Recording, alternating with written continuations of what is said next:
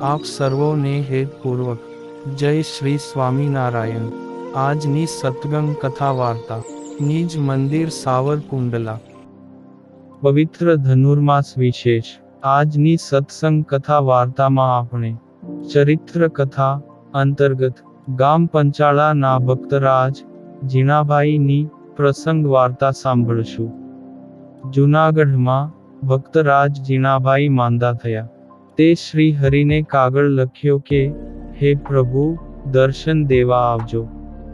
ભગવાન શ્રી હરિ બંને આચાર્યો દાદા ખાચર, સોમલા ખાચર, સુરા ખાચર વિગેરે પાર્ષદો સાથે જૂનાગઢ ગયા।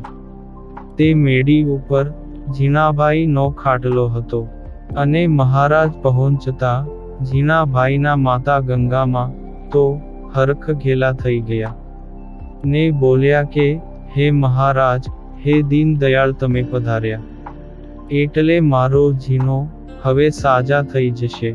ત્યારે શ્રી હરિ કહે, બા અમે એને નખમાને રોગ નહીં રહેવા દઈએ ને મહારાજ જીણાભાઈના ખાટલા પાસે બિરાજમાન થયા અને ખબર અંતર પૂછ્યા ને વાતો કરી કહ્યું કે દરબાર તમે વર માંગો, ગોલોક, વૈકુંઠ, અક્ષરધામ આમાંથી જ્યાં રહેવું હોય ત્યાં તમને મૂકું ને તમે સ્વેચ્છાએ અનેક બ્રહ્માંડની ઉત્પત્તિ, સ્થિતિ ને પ્રલય કરો એવું ઐશ્વર્ય ને અધિકાર આપું।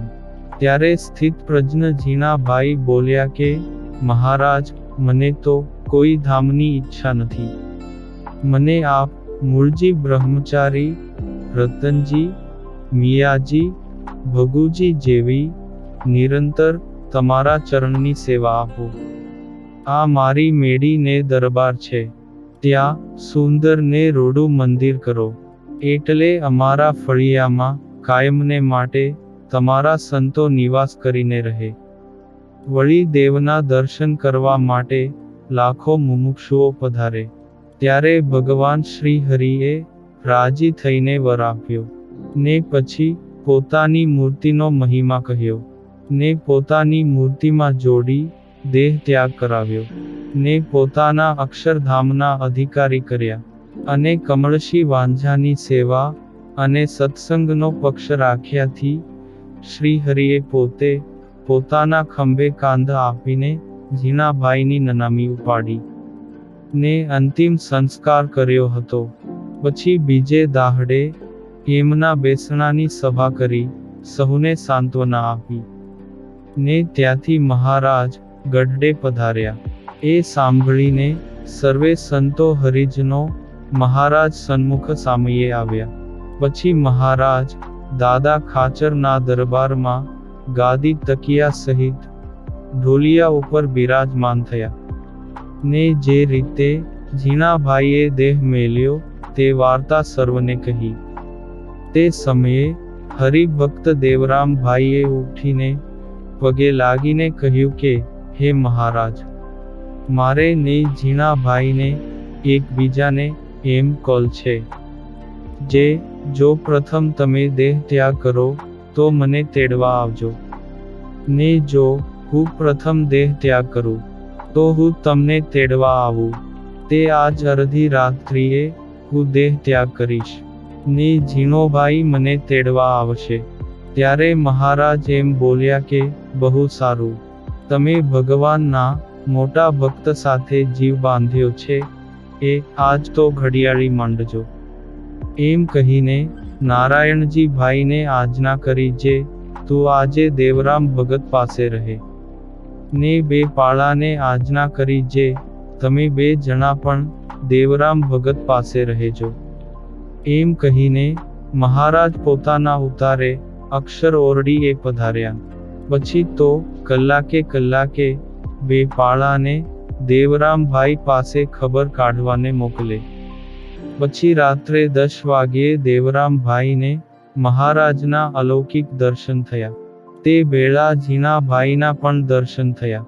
પછી તે દેવરામભાઈ મહારાજની સ્તુતિ કરીને એમ બોલ્યા કે હે મહારાજ, હે અખિલ વિશ્વાધાર, હે પતિત પાવન, હે અધમો ધારણ, હે કર્મ ફળ પ્રદાતા, તમે આવા મોટા છો, તે હું આવો તમારો અલૌકિક મહિમા જાણતો નહોતો. મને તો ઝીણાભાઈએ તમારો મહિમા કહ્યો છે. આમ મહિમા ભરી પ્રાર્થના કહીને અડધી રાત્રિએ દેહ ત્યાગ કરીને ઝીણાભાઈ વેળા અક્ષરધામમાં ગયા. એવી રીતે ઝીણાભાઈ અને દેવરામના ધામમાં જવાના કોલને પ્રગટ પ્રભુ શ્રી હરિએ સત્ય કર્યા. આ પુનિત પ્રસંગ આજે સત્સંગ સાગરના મોતીમાંથી સાંભળ્યો.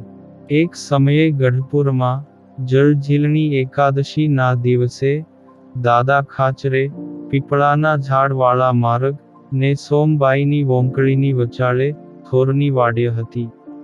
એ ઓરિયાની જમીનનો લેખ શ્રી ગોપીનાથજી મહારાજના થાળ સારું શ્રીજી મહારાજને અર્પણ કર્યો. એ વખતે શ્રીજી મહારાજ બહુ રાજી થયા. જળઝીલણી એકાદશીના દિવસે શ્રી હરિ જરિયાની જામો ને સુરવાળ વગેરે પહેરીને માણકીએ અસવાર થયા. પછી ઠાકોરજીને પાલખીમાં પધરાવ્યા ને સહુ સંતો ભક્તોને હથિયાર બંધ પાળાઓ સાથે ખોપાળાના માર્ગે વાજતે ગાજતે ધુન્ય કીર્તન કરતા કરતા પધાર્યા. ત્યાં ઘેલા નદીમાં પરમહંસના ઓટાની નાવાની જગ્યા છે. ત્યાં મોટા પથ્થરની ઉપર ઠાકોરજીને પધરાવ્યા ને ઘેલાના નિર્મળ નીરથી ઝીલાવ્યા. પછી ઠાકોરજીને નવા વાઘા ધારણ કરાવ્યા ને 5 વખત આરતી કરી. પછી પોતે સર્વે જરિયાની વસ્ત્રો ઉતારીને કછોટો વાળી ઘેલા નદીના નીરમાં ડૂબકા મારી મારીને નહાયા ને સૌ હરિભક્તો સાથે ખૂબ જળક્રીડા કરી ને સૌએ હેતે કરી શ્રી હરિને નવરાવ્યા ને સંતો ભક્તોએ પણ આ દિવ્ય લાભ લીધો. ઘેલાના જળમાં ઊભા થકા જ તાળી વજાડીને સૌને શ્રી હરિએ ધૂન કરાવી. પછી નાહીને બહાર નિસરી શરીર કોરું કરીને એક સફેદ ઝીણી ધોતી પહેરીને એક રેશમી સાલ ઓઢી માથે સફેદ ધોતીની પાઘ બાંધી મુક્તાનંદ સ્વામીએ મહારાજને ઠાકોરજીની પાલખી પાસે પથ્થર ઉપર આસન પાથરીને બેસાડ્યા ને કપાળે ચંદન ચર્ચ્યું ને કંઠથી ચરણારવિંદ સુધી લાંબો ને મોટો એવો મોગરાના પુષ્પનો હાર પહેરાવ્યો. ત્યાં ઘેલાના કાંઠામાં રેતીમાં સભા થઈ. એટલે મુક્તાનંદ સ્વામીએ પોતાના સુમધુર કંઠે કીર્તન ગાયું. ત્યાં તો ચંદન પુષ્પની વૃષ્ટિ થઈ. પછી મહારાજે પોતાના જરિયાની વસ્ત્રો દાદા ખાચરને આપ્યા ને પોતાના કંઠમાંથી મોગરાનો હાર ઉતારીને બેવડો કરી દાદા ખાચરને પહેરાવ્યો ને દાદા ખાચરનું કાંડું જાલીને સર્વ સભાજન પ્રત્યે મહારાજ બોલ્યા કે ગઢપુરના ધણી એભલ બાપુએ દાદાનું કાંડું અમને સોંપ્યું છે. એટલે એ દિવસથી તમે અમારા પુત્ર છો, અમે તમારા પિતાની જગ્યાએ છીએ. આ સારું જ દાદાએ પોતાની એ જમીન ગોપીનાથજી મહારાજના થાળ સારું અર્પણ કરી છે. એ જમીનમાં આપણે સૌ ધુન્ય કીર્તન કરતા થકા આંટો મારીએ ને પછી આ જમીનનો લેખ તુલસી પત્ર સહિત રઘુવીરજી મહારાજને કૃષ્ણાર્પણ કરીશું. એમ કહીને માણકીએ અસવાર થયા ને સૌ સાથે ગાજતે વાજતે ધુન્ય કરતા કરતા એ જમીનમાં 15 વખત ફર્યા.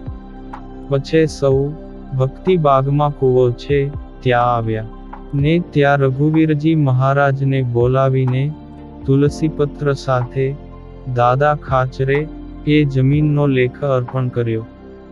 મહારાજે દાદા ખાચરને કહ્યું કે તમે આ જમીનને દેવના થાળ સારું અર્પણ કરી એના લીધે તમને મહા મોટું પુણ્ય થયું છે.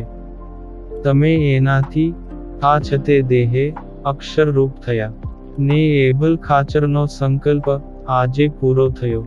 એમ કહીને દાદા ખાચરને ભેટ્યા ને વાંસો ઠપકારીને સૌને તાલી વજાડી કરીને બોલ્યા કે આ દાદો ખાચર એ જ મારો ખરો પુત્ર.